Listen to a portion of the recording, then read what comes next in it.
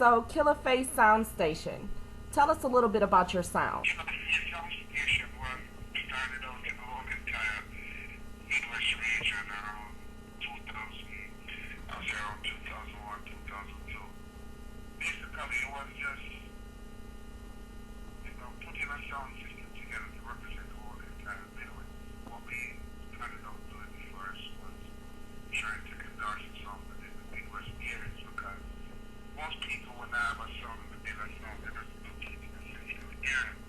I was just thinking about, expanding, making Killa becoming like a household name within the entire Midwest state. Meaning that I wanted to win the entire Midwest and being the song to represent the entire Midwest. That was the whole idea of building a song to represent the Midwest.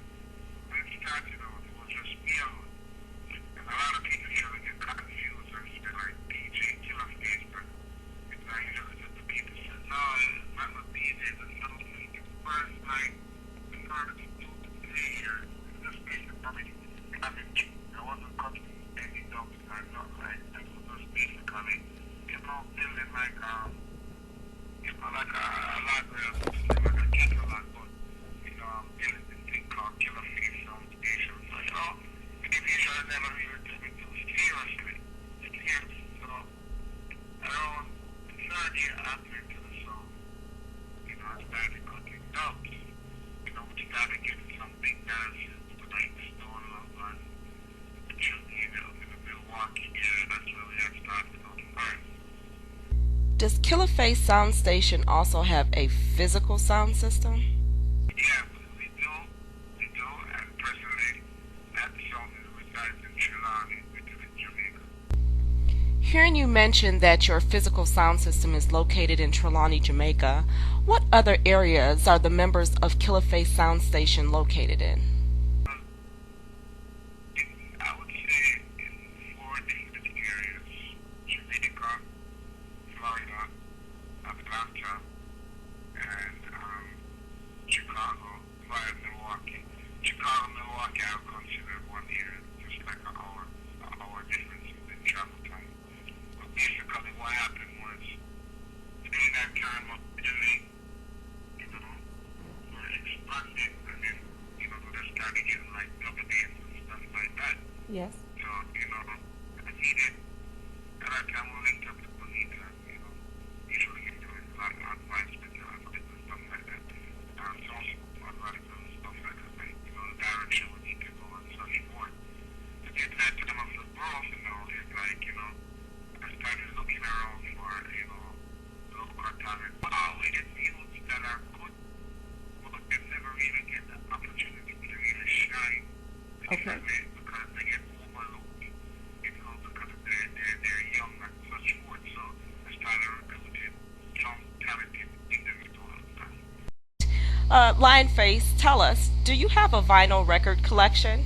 You know what, to be very honest with you, yeah, we had a vinyl collection, but, I think I left that over in another state. So we have a little vinyl collection, but after a while, I start keeping up to date with vinyls because, everything comes with CD and MP3 coming in, it just got more easier. So we just change like the weather. Right. Vinyl first, then CD, then basically I try, so we just stick to the weather and keep up with things. When you're getting ready for a dance, how exactly do you prepare? How do you get in the mindset? How do you determine what type of music you're going to play? What exactly do you do to prepare for an event?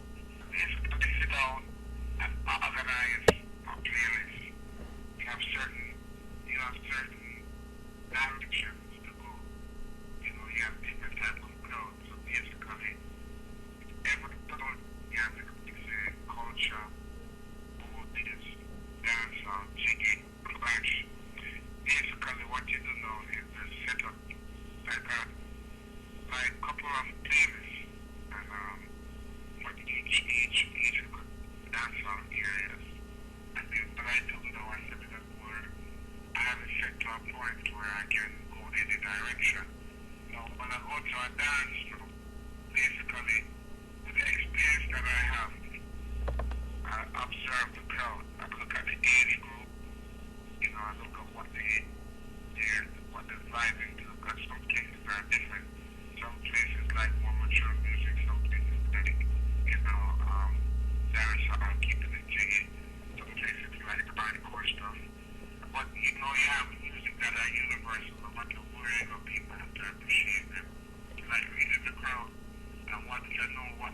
mic and just like give it to them without even holding back. And then sometimes, I guess you can start to influence them with other things as well too, Homework already arranging the music. So when they get there, everything is already set up.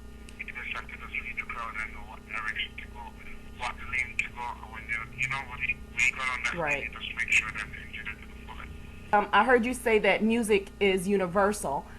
When you're planning to play for another country, because I know that Killa Sound Station does travel, is it the same preparation or do you prepare differently?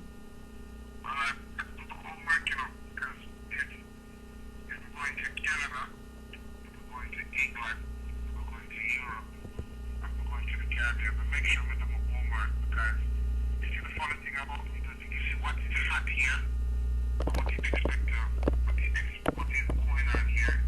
When you go to other places, what you expect to be happening, and it's not happening. It's another set of artists on the place. Right. Another set of rhythms, another set of tunes on the place. That don't mean that I have a change. Killa style. I know that you played Cataract originally. What were some of the things that you experienced transitioning from a member of a sound to actually operating your own sound system? Cataract to me was the sound that sort of pushed my career overseas. Okay. While being there as a youth, you learn from the sound system owners how them operate, how them deal with the sound, how them deal with the selectors and stuff like that. So for me, me take that, me take all of that type of knowledge now and then try to like put that in my own way and say, well, if I had a sound, this is the way how I want to deal with it. You learn from, other people's mistakes. So when you build a thing now, you don't have to face that same mistake that other people had. So them are the things I'm learning from Cataract. How to deal with the clash thing on a different level, how to maintain a sound system with having members of the sound and how to deal with it as a sound system owner as well. When you're not playing sound and when you're not preparing music, what kind of things do you like to do in your spare time, if you have any spare time? Because I know music is definitely the center for you. What are the few things that you like to do when you're not dealing with music? Play some ball and, sometimes go to the movies and watch some crazy sci-fi movie, straight. Like, X-Men, that type of thing, crazy action sci-fi still. Yeah, I have action. Okay, we know that you're definitely dedicated to keeping music alive, keeping positivity in music, and keeping this particular culture growing. What would you like to tell those young up-and-coming sounds or young up-and-coming DJs about keeping it positive and about keeping the culture moving? What I would tell people is that, listen, you have to have talent to do this thing, right? And as long as you have the talent, you will go far.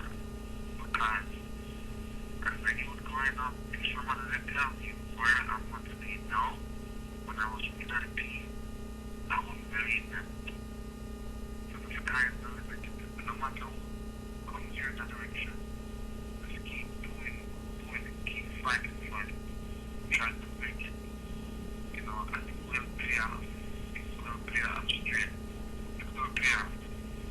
Thank you for taking the time to sit down with us. This has been a very insightful interview, and we hope to hear more from Killa Sound Station. Yeah, 2009 I'm there. It's not going to stop, It's not going to stop. Killa push it to the world. Killa forever. Not for sure. Thank you for tuning into this special edition of Dance Hall News, sponsored by Desperado Promotions. This is Genie Sweetness reporting. More music, more fire.